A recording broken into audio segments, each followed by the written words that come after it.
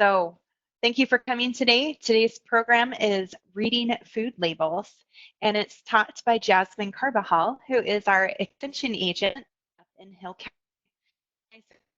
You're a lot further from me than down here in Ravalli County. So welcome, Jasmine, and thank you for sharing today. Take it away.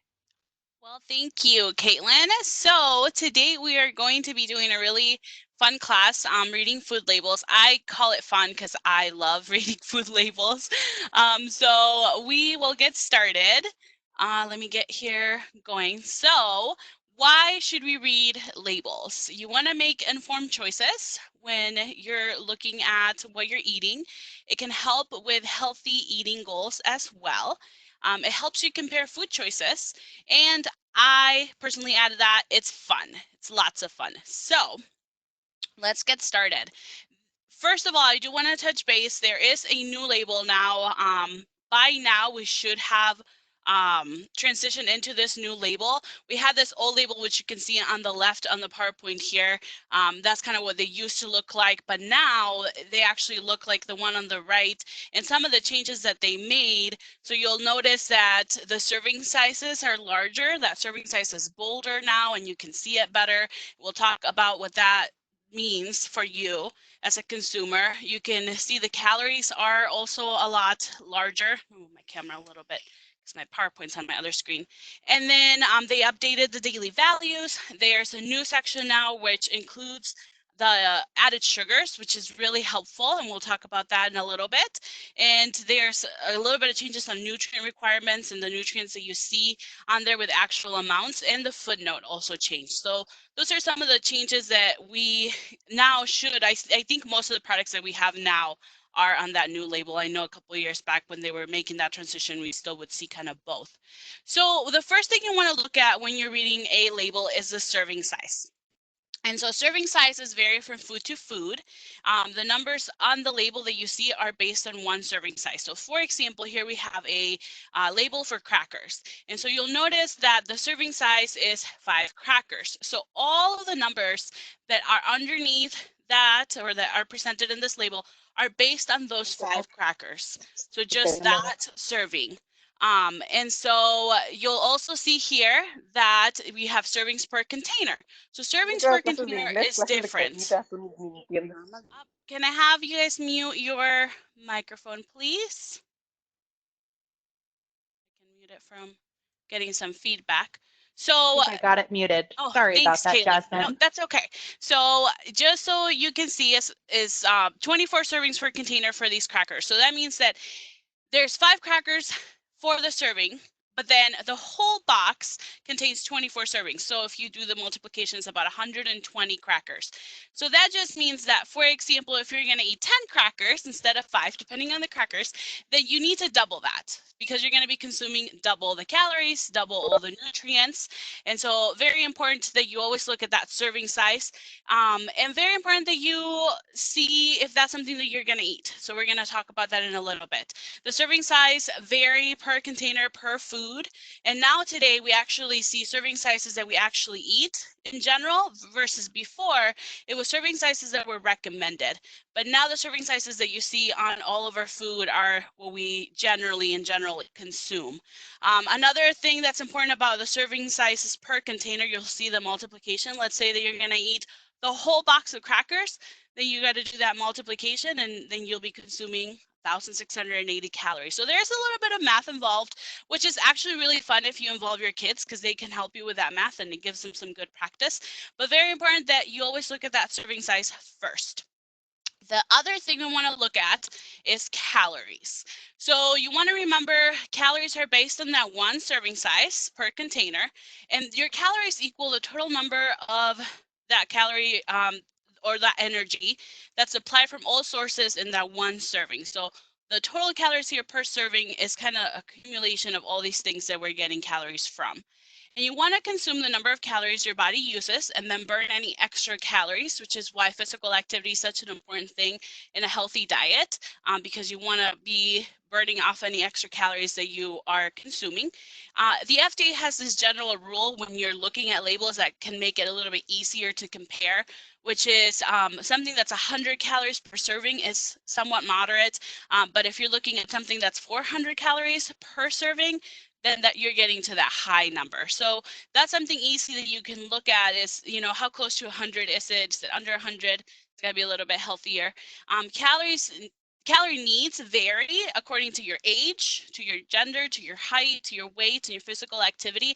So even though on the label, all of those nutrients are based on a 2,000 calorie diet, your intake might be a little bit different.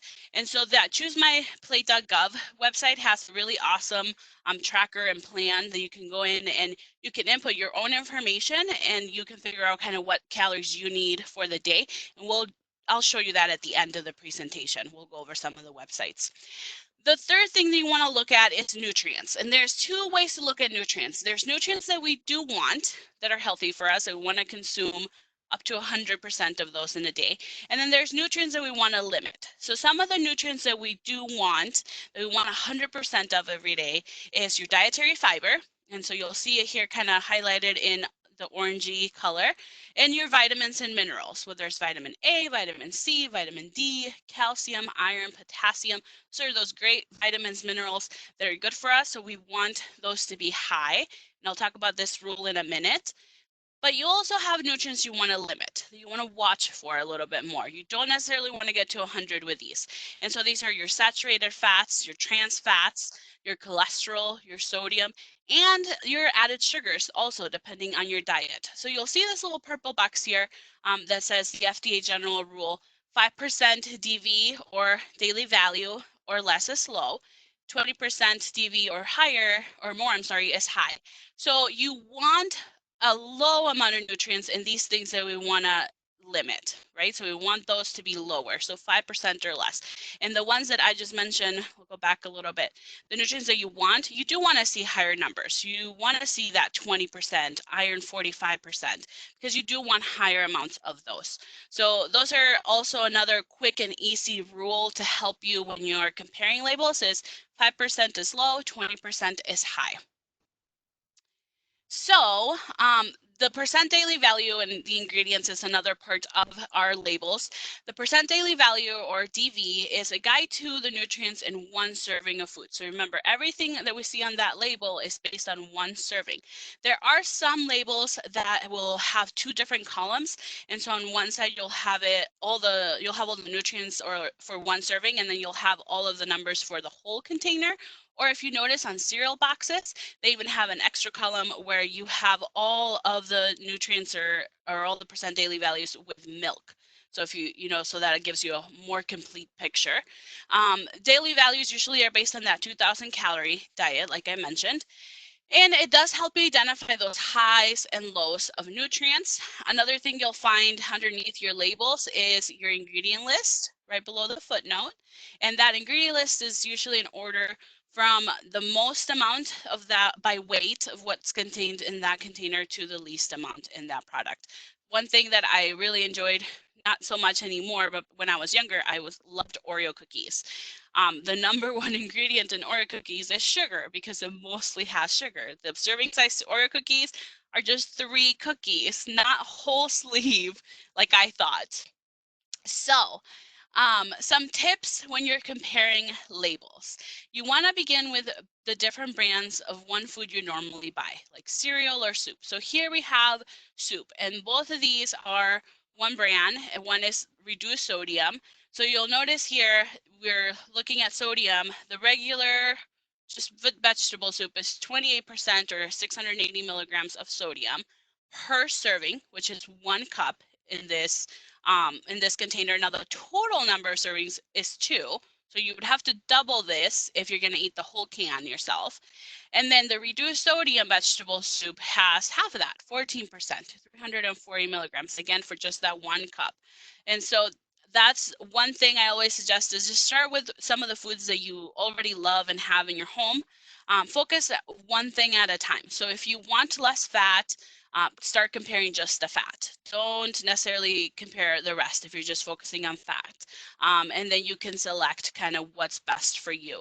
And it just kind of depends on your diet. If you are looking for sodium, then obviously you're going to compare your sodium. If you want to be more watchful of your added sugars, you can compare that, and compare how much you really eat in that one serving or when you sit down. So if you eat more, you want to multiply by the number of servings that you will eat, because it gives you a complete picture of that as well.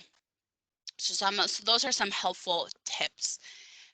There are also some food label claims that are important to know. So sometimes we see this reduced fat claim on a product.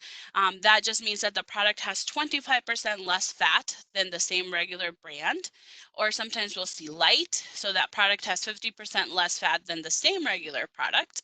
And we also see low fat, which means that the product has less than 3 grams of fat per serving. So it's still important to look at the label, because even though they might be reduced fat or light or low fat, and it might contain less fat than the regular version of the product, that does not mean it might be low in calories. It can still be high in calories or still be high in sugar. So you still want to compare those labels just to make sure that you're being watchful of what's unique for your diet as well. So let's take a closer look at, let me stop sharing here for a second, and I'm going to share something else. I'm going to share, let me see where my mouse is. I'm going to go to the websites. So while I do this, feel free to add some questions to our chat box if you have some questions. But the first thing I want to show you is this interactive nutrition facts label. So this is through the FDA, and so these resources, like Caitlin said, will also be posted, and you'll be able to look back to see them. But this is a really cool interactive label that if you want to go back and see kind of what I talked about, it shows you everything that I just went over and what that means. And so what I really like about it is that it also has recommendations. So if you're looking at what you're looking for, so if we're looking at total fat, if you click here on actions or steps to take, it tells you the recommendation again on that 2,000 calorie diet. So the daily value for total fat is the recommendation 78 grams per day. So it gives you kind of an idea of what you want for that day, and that does that shows for every single thing on here. So you can go through and click on it, and it'll tell you kind of what the goal would be under that 2,000 calorie diet. If you're looking at carbohydrates, sometimes with diabetes, that's the main thing we watch for is carbohydrate intake. So you would have to talk to your doctor, because again, this is a general recommendation. So if you are looking at your carbohydrates, talk to your doctor and see, this is the normal recommendation. What does he recommend for you? Your vitamins and your minerals. So the ones that are usually on a label are a couple ones, but here are some of the recommendations for, these are the 4 that will always be on a label if that food has that. So you'll always for sure see these if that food contains that. And so this is the recommendations for those. And it also, I like this website because it gives you that tip of what you want to look for, and some tips like focus on fruit, and so that way you don't have you have some more of those natural vitamins and minerals. So that's one awesome website, the Interactive Nutrition Facts label. This is the choose MyPlate.gov. So this is where you can get your customized plan. So you would just go to start, and again, these resources are on the PowerPoint, but you would enter all of your information, and then I have my plan here. So my plan is here, and it gives you kind of the recommendations for you to follow that plan with some examples and what that looks like. You can go right here where it says action guide. And it actually, I really like it because you can go to adults and it gives you some examples of just different tips. You can have sample 2-week menus, has grocery lists, things like that. So it's a really awesome website that you can utilize. So here is, for example, a 2-week menu that you can look up that gives you your meals for day 1, 2, 3, 4, breakfast, lunch, and dinner. And that'll help you with your goals of what plan you just came up with. So those are some of the resources, and it gives you some more average contents of the nutrients as well. So I really actually like MyPlate because it's really fun. So it's just choose myplate.gov/resources/MyPlate plan. So I'm going to stop sharing. I know it's kind of quick, but labels really are that easy. They're not really hard once you get into the pace of it. I love going to the grocery store, so not right now, because right now I only go and get what I need and go out. But before and after this pandemic, I like spending just time hours at the grocery store comparing things like that. It does get easier. So when you start first off and you start with a couple of items, then you know what you want. So then it gets easier and you already know what you're going to be buying. Sometimes if I see a new brand to the same products like canned fruit or things like that, then I do spend a little bit more time than comparing to that new product that I see on the shelf. But other than that, usually I already know what I need because I've done all of the research beforehand. I've done all of that. So it's really quick and easy. So if you have any questions, we'll give you a few minutes to see if you have any questions. You can just post them on the chat. There's a chat in there. Or unmute your mic because there's only a few of us. So if you want to unmute your mic, you can do that too. I have a question. Sure. What are some ways that we can encourage our kids to be involved in the food label reading? I think that if you definitely if you start with foods that they like. So do they like canned fruits? If they usually like, or frozen veggies, whatever you're buying that you want that they enjoy, talk to them about, hey, let's compare how much added sugar is in this. And what does that mean, right? Your added sugar is not natural sugar. You want more natural sugar because, that'll be better for you than added sugar. So how much added sugar does this have? And so in starting involving them in things that they like already, because that'll keep them be more mindful. And hopefully, I mean, if they like to do math, then you can take it as far as you want from like, oh, this is only one serving size. I actually really like doing labels with I did a label class with my 5th graders all the time with chips, because they loved Takis and they loved like Doritos. And so I would actually bring in labels. So now I would see the 5th graders and we'd go over all these chips that they liked and we'd compare all of that and we'd talk about it. And they were shocked that like some of the chips, they thought one bag was a serving and it wasn't. It was only about 10 chips that was a serving and they didn't realize that.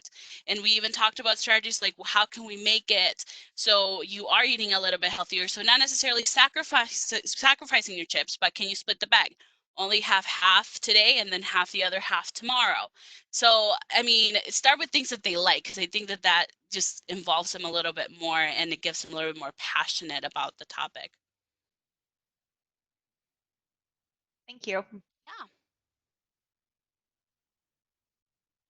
Any other questions? The Oreo one is always fun when I talk to kids that I see. Is like, did you know the serving size is only 3 cookies? They're like, but I eat all of these. And I'm like, yeah, but we shouldn't. And what does that mean when we eat all of them? How much calories are we taking in? And how long does that take us now to burn those off? So it's fun. Any other questions? You can either unmute yourself or type them into our chat box.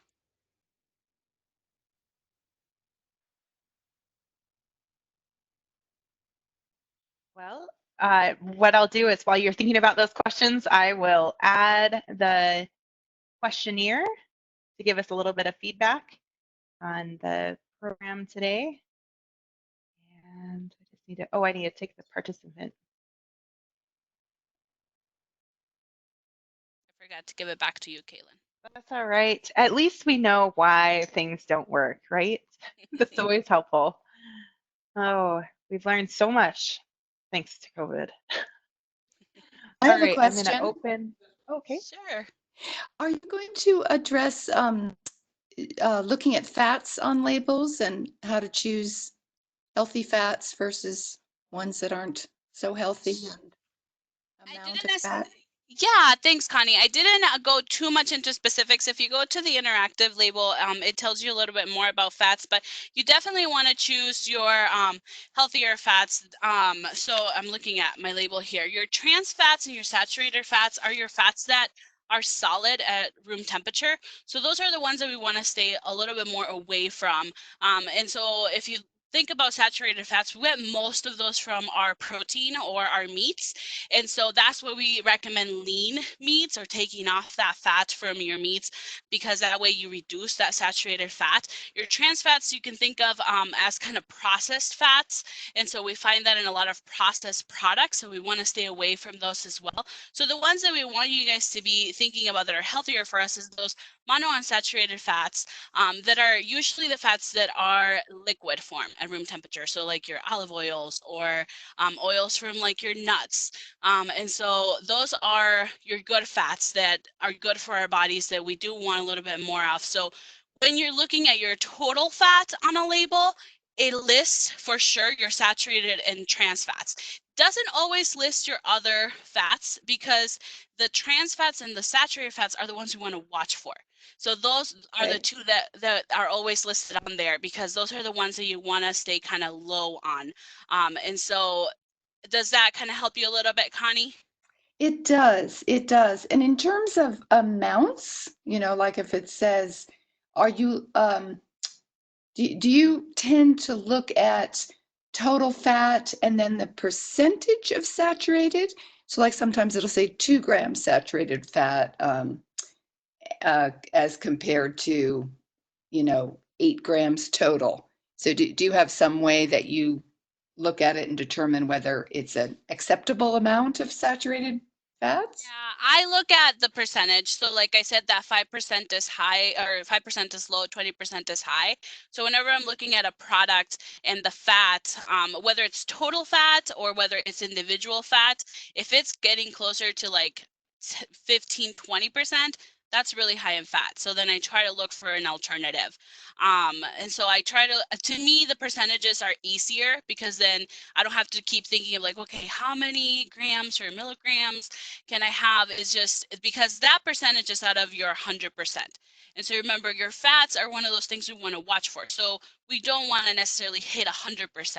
And so when something's 8% in saturated fat, that's 8% of the 100. So 8% is pretty low. So that's pretty good. So that's kind of the way that I look at it, is the percentages kind of just help me look at it a lot easier that way. Does that help? Okay, thank you. Yes, thank you. Yeah, you're welcome. It's a great question.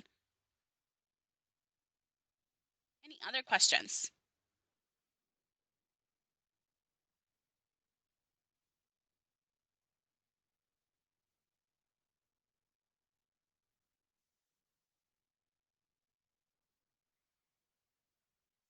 Chat. It looks like in the chat box. Job, Jasmine, and Oh, great thank you. presentation. Thank you, Jasmine. And so thank you for being here today and sharing with us your knowledge. Sometimes there's some topics that you can't imagine being really fun and interesting, and you did it. So good job. Thank you. I love reading labels. It's so much fun. And I love doing it with anybody that's with me at the grocery store that day. Yeah, it's Thank you. fun. Thank you. Thank you. Have a great day, everybody.